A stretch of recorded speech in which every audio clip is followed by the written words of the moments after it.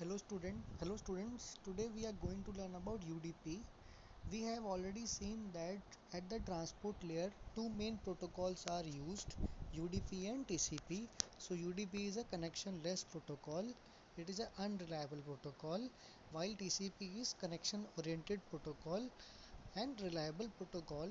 So UDP is used when you have to send small messages.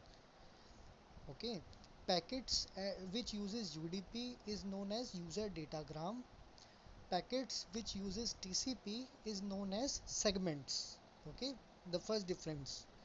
Okay, so in the exam, if they ask about UDP header, so you have to draw this diagram. So there are different field in UDP header. The first field is source port number. Second is destination port number. Third is total length, and fourth one is checksum. Okay, so the source port number is a port number assigned to a process running on a client machine. So one is the client and another is a server. Client will always request for some resources and server will fulfill that request. Okay, so client will be assigned a port number. Okay, the port number range can be from 0 to 65535 because 2 to the power 16 minus 1. Okay, that is 65535. Similarly, destination will always be a server. Okay, so the server will be assigned a port number which is already fixed. Okay, these port numbers are already well known port numbers and they do not change. Okay, port numbers are can be fixed for the servers, and for the clients they are not fixed. Okay, so at the runtime UDP software gives a port number to the source, to the client. Okay, so using that port number communication can be established. Okay, next field is total length. So total length of UDP header is 2 to the power 16 minus 1, that is 65535. So the whole packet size is 65535, in which header and data. So the data is coming from application layer and header is added at this layer, transport layer. Okay, next is checksum. Checksum is used for error detection. Here checksum is optional because the user data UDP protocol is connectionless, unreliable. If any packet is sent, if any user datagram is sent and if it is lost, then there is no problem. If it is corrupted in the way, then there is no problem. Okay, checksum provides error detection mechanism, but here the error detection mechanism is optional. Okay, so you can read from the content. Source port number is basically assigned to the client, which can be a random number generated by the UDP softwares. These are the port numbers which are not reserved, and okay, so some reserve port numbers are also given here. So the some reserve port number, just as port number 13 for daytime.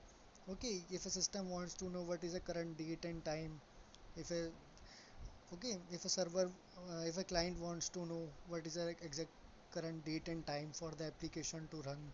Okay, so that is used for this type of request. Okay, similarly the other protocols can also be used. For example, SMTP protocol has the port number 25. So when a client sends an email, then it uses the port number 25 to establish a communication with the server, Gmail server. Okay, so destination port number is also here. It is of 16 bits, so maximum 65535 is the maximum length of uh, destination port number. So the port numbers can be assigned from 0 to 65535, but basically these port numbers are reserved. So these are the well-known port numbers. Okay, next field is length. Length is of 16 bits, the total length of user datagram protocol. So it basically consists of header and data. User datagram consists of two fields, header and data.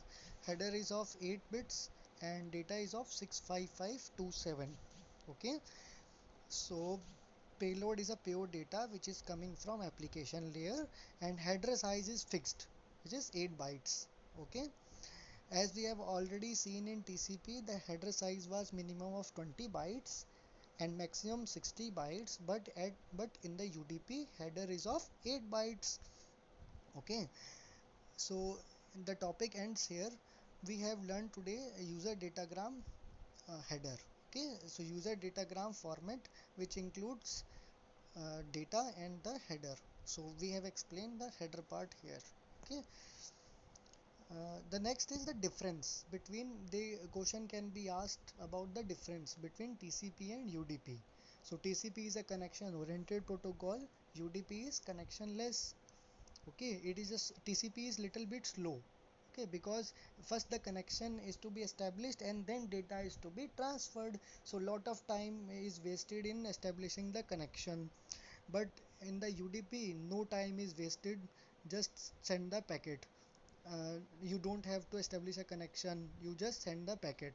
If the packet is lost, no, it doesn't matter.